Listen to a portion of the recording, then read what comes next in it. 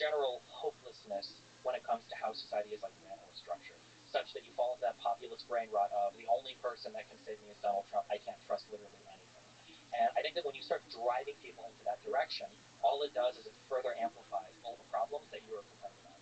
So that's one of the reasons why when we talk about like conservative participation, I want there to be more conservatives that are trying to participate in academia, but I feel like the leading thought or the leading speaking out against it is basically saying it's a waste of time. It's completely false. So I think that the alternative to that is that you're seeing on the right a growth of, for example, alternative universities. Yeah, but that's the worst thing. No, I don't think so at all. I think competition is a great way of incentivizing some change on behalf of universities that may have forgotten that there's an entire other side of the aisle in the United States. No, Sean. I don't think even you think that. So first of all, let me move on. Okay, the reality is that this is a giant scam. And this, again, is a bipartisan problem, but it's just a generalized problem. We have, and you want to talk about things that hurt the lower classes in the United States? The bleeding of degrees up is so wild and crazy. There's so many jobs in the United States that should not require a college degree that we now require a college degree to do, because there was this weird idea that came over Americans where they mistook correlation for causation. They would say, oh, look, people who go to college are making more money than people who don't go to college. Therefore, everyone should go to college. Well, maybe the reason is because people who are going to college were better qualified for particular jobs because, on average, not all the time, but on average, a lot of those people were smarter and making more money because of that. And so all you've done is you've now created these additional layers of stratification. So a person who used to be able to get a job with a college degree now has to have a postdoc degree in order to go get that degree. A person who used to be able to just graduate high school, now it's de facto you got to go to JUCO and then you got to go to college, or nobody's going to look at your resume. It's really, really terrible for people who can't afford all of that. It's led to this massive increase in educational costs that is inexplicable other than this particular sort of lead up. And by the way, federal subsidies for higher education. Again, one of my problems with federal subsidies for higher education, I'd love for everyone to be able to go to college if qualified to do so and if it is productive. But one of the things I did when I went to law school is I took loans because a bank said I was going to get my money back. I got a law degree from Harvard. But you know when you're not going to get your money back? If you're a bank, you're not going to lend to some dude who wants to major in, art theory, because is that a good bet? There's no collateral, right? If I get a loan for a house, I can go repossess my house. How do I repossess your garbage college degree from UCLA? There's no way to do that. So, one of my, so yeah, this is a broader conversation about education in general. I think the educational system is cruising for a bruising, and I think all that's necessary for it to completely collapse on the non-STEM side where you actually learn things is for people who employ to simply say, give me your SAT score and I will hire you for an apprenticeship directly out of high school. Now, it would cut out so much of the middleman. But as far as the general point you're making about the institutions, I may disagree on the education and how far it's gone. In general, I agree with you. So in general, I agree. And I guess to use my favorite, longest word in the English language here, I would consider myself, in many cases, an anti-disestablishmentarian. Right? Yeah, I like to drop that. Because if you're an establishmentarian, like disestablishmentarian is a correct. I'm an anti. So can you say that word? That's the one we all learned growing up. Anti-disestablishmentarian. There you longest go. word in the dictionary. So he is also. But and then some Canadian are going to say, what about supercalifragilisticexpialidocious? What about new ultra-rectus Yeah, or the science terms. Yeah, exactly. Or what about the 7,000 letter thing that's from part of biochem? I got my education in the Soviet Union, so we just did math. That's why you're a useful person. The Soviet Union math was 1 + 1, how to make that equal 3? We know long words, and he streams on the internet. and I talk for a living. So anyway, but the point is that I don't disagree that there is a general populist tendency on all sides of the aisle to look at the institutions and then throw them overboard. I think that some of that is earned by people who are in positions of power at institutions who have completely undermined the faith and credibility of those institutions. I think you have to examine institution by institutions which ones are salvageable, which ones are not. So I'm not a full anti-disestablishmentarianism. I'd be partial in that camp. There are certain institutions, like higher education, in the liberal arts, that I think you may be better off without. And then there are certain institutions, like, say, participation in American government, where when people talk about we need a revolution, like, no, we don't. That's not a thing. We need an evolution, we need change, we need to use the system. But I think you have to look at it industry by industry, just institution by institution. On that position on institutions, do you think Biden or Trump would send you more? As far as the institutions, I think the institutions in the United States at the governmental level are robust. I think the social institutions are failing. Yeah, but I'm just curious on your general view of institutions. Do you think Biden or Trump would send you more? I think that in rhetoric, Biden would, and then I think that he would tear out the face of the institution wearing around like a mask like Hannibal Lecter. He resisted some people's calls to like tax support. Yes, because I think that his use of executive power was greater than that of Donald Trump. The power that he had, he used greater effect than Donald Trump. Donald Trump, again, thrashed up against the sides of the box but could not get out of it. Okay. because on that answer went a lot farther than the answer went. Yeah. But, yeah, just on the real quick thing, the reason why again, my main problem that I feel like we have today in society is people are getting into their own bubbles. The idea of having like conservative schools and liberal schools seems like the saddest thing in the world to me.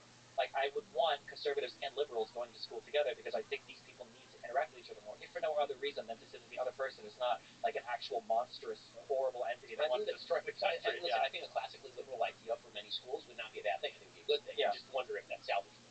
And if it's not salvageable, then the answer to that is to I actually feel like create alternative institutions. I feel like the biggest issue that we have is people they sort into these different like phantom worlds to where even if you live in the same city, there are totally different worlds that exist between liberals and conservatives. And I feel like one of the big barriers to people understanding the other side sometimes it's just a little bit of information or a little bit of like firsthand experience.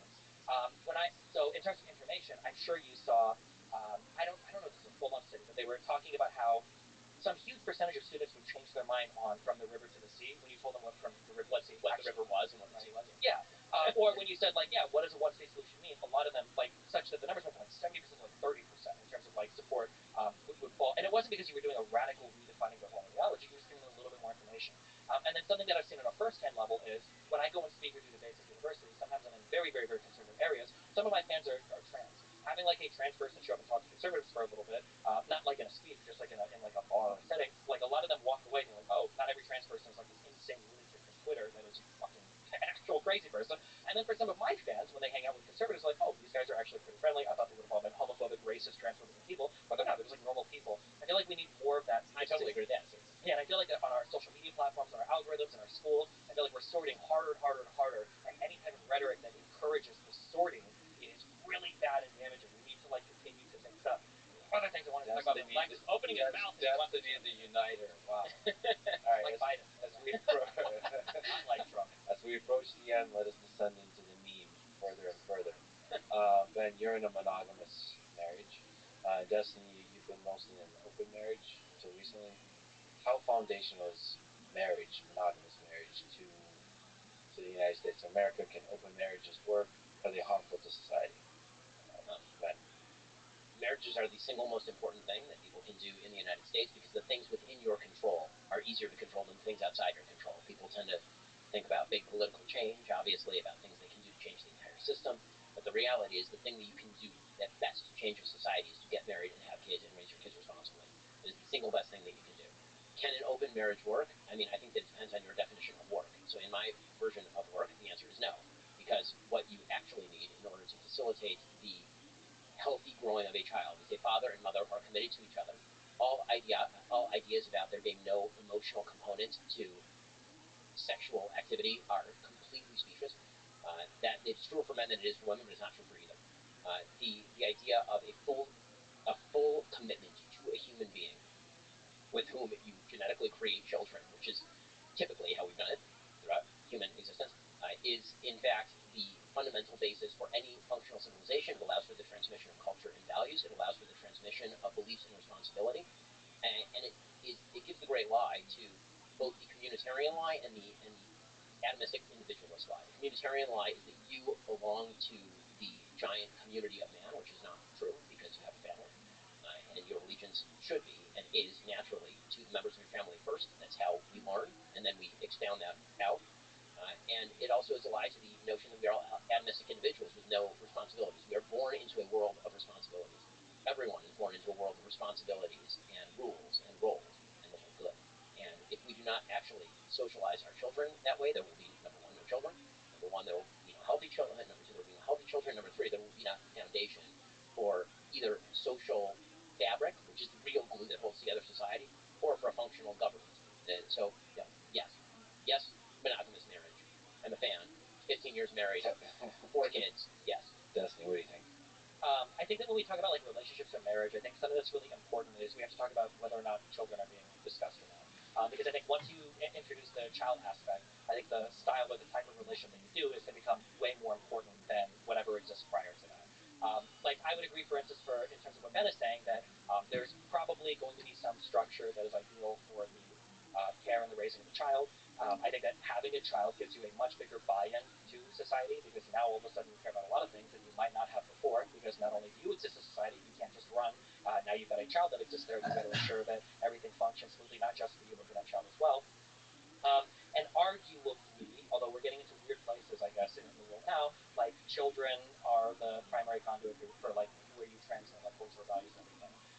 The one kind of weird thing that we're coming up against, that we have been coming up against now for some number of decades and will continue to, is as societies progress, it seems like people are having less children, and I actually don't know 100% what the answer is to that question. Yeah, I'm sure you do. Yeah, I mean, an implementable answer that works, that we know we can get everybody on board with. It seems like for a large part of human history, having children, and it still is, having children is awesome, and children are cool, and children are magical and miraculous, and all of this, but you didn't really have much competing for your attention to have a child, right? When you hit a certain age and you started working, especially if you're a woman, I mean, childbirth is kind of the next step, and then having a family, raising your children, and then doing that is kind of the next step. Nowadays, especially with women being able to work, especially with women having access to birth control, there's a lot available in the world that's competing for the interest of people that could otherwise be having children, such that we've almost flipped it, such that has been brought up earlier, like wealthy people tend to have less children than not wealthy people. Or unless you're part of particular religious communities that push childbirth a lot. I don't know if I would say there exists a moral imperative on an individual to have children. I think that there's a lot of interesting arguments down that path. I don't know if we're quite at the point yet where we need to say, like, oh my God, we're running out of people, we need to have more kids. I don't think we're quite there yet, but we are seeing, weird demographic trends that are having big impacts on how countries are playing out. For instance, the fact that we have a disproportionately huge aging population that needs to be taken care of with medical expenses and everything, that vote in different ways than our younger population, and that when they die off, like the way that society is going to look is going to be a lot different. Yeah, I don't actually have I'm not entirely sure what the future is going to look like in terms of pushing people to have kids when every single industrialized country, as they become more industrialized, have fewer and fewer and fewer children. Rapid fire questions. My answer was different. Religion. Yeah. Well, we could talk about religion, but that's not rapid fire at all. Let me ask, this is from the internet, does body count matter? Jesus Christ. You're really bringing up the red pill stuff. Are you avoiding answering? I mean, it depends on who you are. If you're somebody that doesn't care about it, it doesn't. If you're somebody that does care about it, yeah, it does, of course. It depends on the answer is yes. Okay. Should porn be banned? No. If you would do it, yes. There's no benefit to pornography. It's a waste of time and destructive to the innocent. I'm asking this question. Is OnlyFans empowering or destructive for women? Jesus. These are rapid fire? Yeah, just to I mean, it's probably empowering for the ones that are making a lot of money off it. It probably feels disempowering for others that feel affected by the cultural norms set by women that do OnlyFans. There's my rapid fire answer. It's destructive to even the ones who are making a lot of money, because when you degrade yourself to being just a set of human body characteristics that other people jack off to, it's bad for you and it's bad for them. Is rap music? Absolutely. Have you evolved on this? Have I evolved on this? So again, I'm going to go to what's the definition of music. My original argument about rap was that music involves the following three elements: rhythm, melody, harmony. Rap typically involves maybe one of those. There may be a melody, maybe sometimes. So it depends on the kind of rap. With that said, I could be convinced on this issue, but I'm a classical violinist. I mean, that's how I was raised. I listen to Beethoven and Brahms and Mozart, like in the car with my kids. So is it comparable? Is it in the same category as Beethoven, Brahms, and Mozart? I have a very hard time sticking it in the same category as that. All right, you're both world-class debaters, public intellectuals, if I can say that. Yeah, I know. I know. You both care about the truth. What is your process of arriving at the truth? I think it's really important everybody will say that they're objective and that they are nonpartisan. I think it's really important to have mental safeguards for bad opinions. So, for instance, like a couple things that I'll ask myself is, for a particular debate that I'm having, like, can I argue convincingly both sides of the debate? If I can't, I won't bother having the debate, because I realize that I'm probably too partisanly dug in if I can't even represent like an opposite argument there. Another question that you might ask yourself is like, well, what would it take to convince you out of a certain position? If you feel very strongly that Medicare for all is a good system by which to run the United States healthcare, and somebody says, well, what would it take to convince you otherwise? And you can't even fathom, like, well, what would it take to convince me otherwise? You're probably too dug into a position. So I think if you go through life saying, like, well, I try my best to be unbiased, rather than saying, I try my best to be aware of my biases, because the latter is more realistic and the former is literally impossible unless you're a computer. Yeah. So I think having like actual mental practices that you engage in to try to counter some of the biases that you have is more important than trying to pretend that you're free of all biases and then consuming all your media from one source. Right. I agree with a lot of that. I think that the easiest practical guide is read a bunch of different things from a bunch of different sources, and where they cross is probably the set of facts, and then everything else is extrapolated opinion from different premises. That's sort of the short story. So read the New York Times and Breitbart, and they're going to disagree on a lot, but if the core of the story... And the Daily Wire. Certainly read the Daily Wire. If you read the Daily Wire and you read the Washington Post, and there's a nexus of the same thing, then you can pretty well guarantee that at least, if we're all blind men feeling the elephant, at least if we're all feeling the trunk, we know that there's a trunk there, right? We may not know what the elephant is. And if you're feeling frisky, then watch Destiny as well. You've talked about, having a conversation, debating Ben for a long time. What is your favorite thing about Ben Shapiro? My favorite thing about Ben Shapiro is, at least when we're in election season, he's very critical of his own party. I feel like Ben generally tries to adhere more to the fact-based arguments than other conservatives that I listen to, which is something that I appreciate because it's more fun to fight on kind of like the factual grounds of discussing things like foreign policy or whatever, rather than people that only inhabit the idealistic or philosophical grounds because they don't want to learn about any of the facts. So I appreciate that. Ben, you've gotten a chance to talk to Destiny now. What do you like about the guy? A lot of the same sorts of things, but it's really fun to see how you do your process. That is a cool thing. And it's a gift to the audience, because honestly, doing what we do, so much of what we do is sitting and reading and being behind closed doors and educating yourself and talking with people. But getting to watch you do it in real time is a really cool window into how people think and how people learn. So that's a really neat thing. Well, gentlemen, this was incredible. It's an honor. Thank you for doing this today. Yeah, thanks a lot. Thanks for having me. Thanks for listening to this debate between Ben Shapiro and Destiny. To support this podcast, please check out our sponsors in the description. And now, let me leave you with some words from Aristotle. The basis of a democratic state is liberty. Thank you for listening, and hope to see you next time.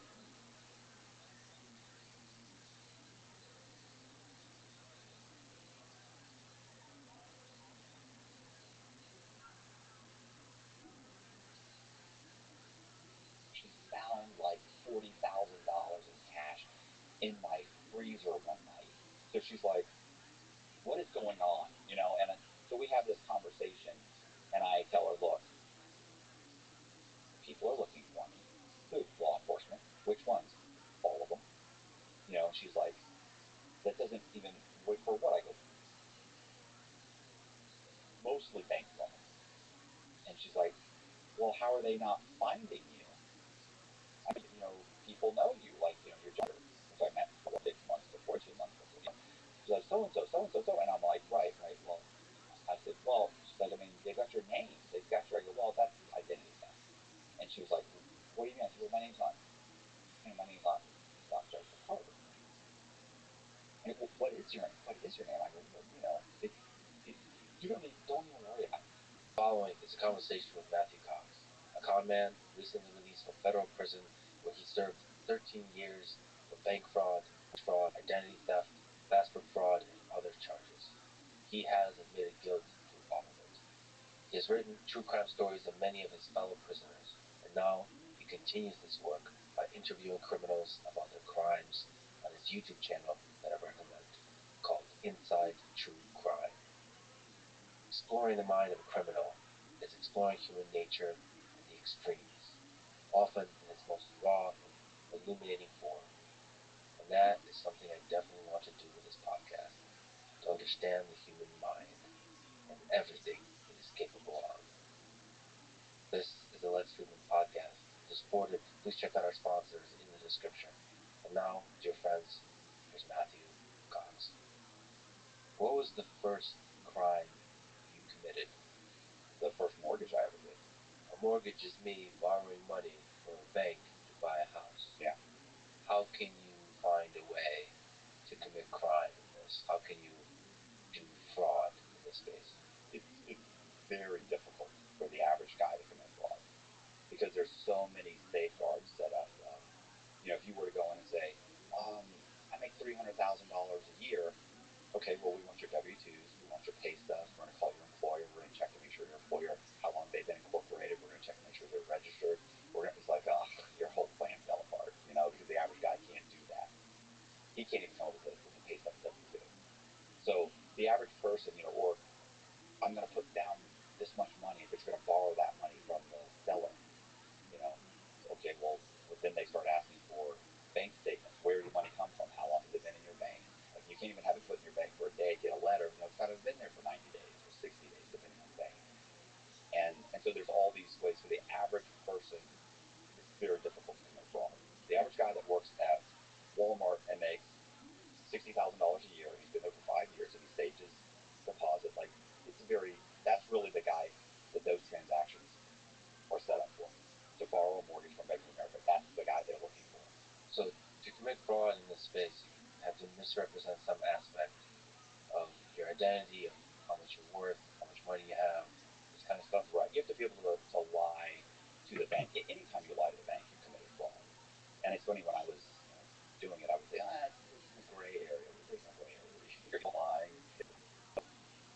For instance, the loan I did, I whited out my borrower. Had been 30 days late on rent. So they're really looking. When you go into the bank, and most of what they're asking is a 2-year window. They're saying, how long have you been on their job? They care about 2 years. And how long have you been at your residency? They're looking for 2 years. Now, you could be at 3 places in 2 years. That's fine, as long as you consistently paid for 2 years. Well, she had been in an apartment complex, but she'd been 30 days late. Well, she called it up, but she was late. The bank doesn't want to lend you money if you've been 30 days late. So I was a broker, and I whited out the 30-day late. I just got rid of it. And my manager is the person that told me to do it. She said, it'll be fine. And she was right, it was. What did it feel like? So that was the first fraudulent action you committed. Yeah, I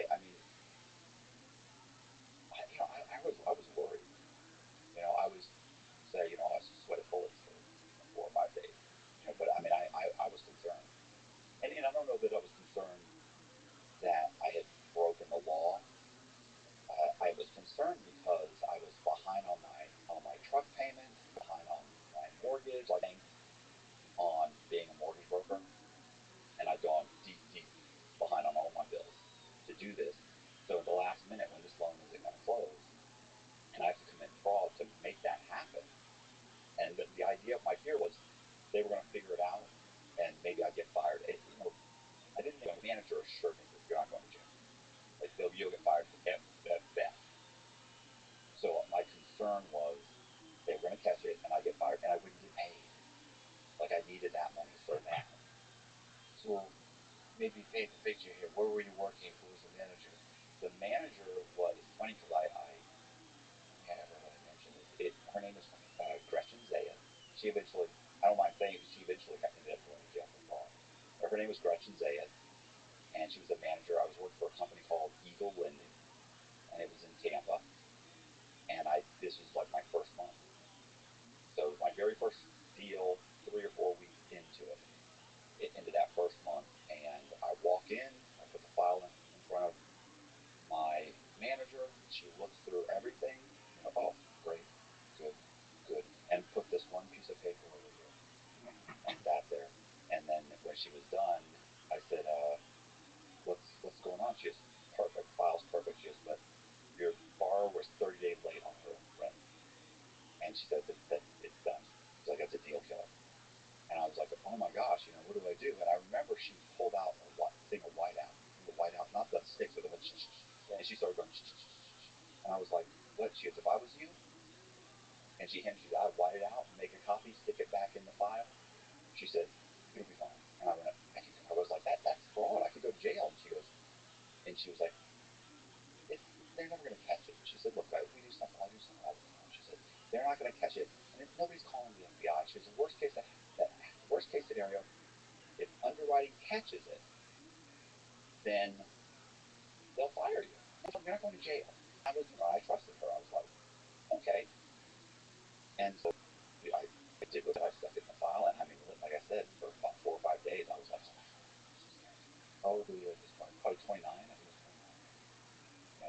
I had gone to college, and so many things had not worked out. I got a degree in fine arts. It's not. It's not a. There's not a lot of people looking for anyone with a fine arts degree. And I tried. I tried to be a adjuster. Ended up working construction for a few years, and so finally, the girl I was dating said, "You got to be a mortgage." And she had just started as a mortgage in the mortgage industry. And she was like, "You have to do this. Like, you were born to do this. This is perfect for you." What did she see in you? She's just, "You're a salesman." And I was like, "Because I don't know with that. Good deals. You're good at that. You're good at negotiating. You're a natural salesman." And I figured I'd do something. So, what aspects of mortgage sales and deal making? What aspects require the charisma that you really have? Well, one, you have clients that have lots of options. They can go to some trust. They can go to Chase. They have options. They have credit. I ended up working for a company that was a subprime lender, and those people didn't have a lot of options. But honestly, by the time they got to Eagle Lending, they were over. What ended up happening is your negotiations. You would think that a lot of the stuff that in that industry that real estate agents should do. Agents are to house or several houses. They open the door. They walk around. They write up a contract that's legit, a legit contract, and you're already pre-approved. Everything works out. But subprime in the case, you got borrowers with horrific job history. They don't have down payment, but they don't have the closing costs. So you have to go to the real estate agent and say, "Listen, I need you to raise the purchase price and have the seller pay the closing costs," which is legal, but that's not, to a degree, but that's not how they wrote the contract. So now you're having to get them to rewrite the contract, or there's little things you're trying to do, and the more deals you get done, and the more you deal with certain real estate agents, the more you start to realize that they're, what's really helpful with the rules. And a lot of it works on personal issues. Right. For some reason, people, and I don't know why it has for so many people, but people naturally seem to trust me. And so if I say, "Hey, I need a loan, but you got to do this," it'll be cool. Don't worry, we do it all the time. And I don't know, I've been doing this for years, and they go, "Oh, okay," and then they raise the purchase price, add some money, they have the seller of the house give the borrower some money, they just bank, or they escrow the closing company. Like, now you're on a deal. What was the start to? Well, I mean, when that went through, I think a normal person probably would have said, "Wow, one time got away with it." But for me, it just emboldened. Like, I got for I don't know what it was, $2,500, $3,500. I was thrilled. And by that time, I was already with the deal. That guy, he'd made let's say, $45,000 a year on his W-2. Based on his current transfer date of his pay stub, he made him just enough money. But if it left W-2, he was shy. So if I changed that $45,000 to $51,000, then the loan closes. Doing him a favor, I'm doing God. So I fixed it. I got terrified a little bit, about enough. It closes 4 or 5 days. It's ready to close. I get a check. Next guy that comes in, very quickly, I was concerned, do you have a house? Do you have a deal? Is there the now, if you're bankruptcy or something, you just say you were credit. Just help them if they were 50 credit scoring, and it had to be within pretty quickly. It was changing W-2s, changing pay stubs, change crazy. Like I said, very quickly. People that are financially well. So you've been telling yourself that this is doing a good thing for people. I told myself that right up until that was something. Right up until and I had to write to help teach the nation's mortgage brokers. I think it's 9 hours of continuing education a year, and I was approached by the ethics course, and it was about that time and about the same writing, and that started reflecting on what I had done, the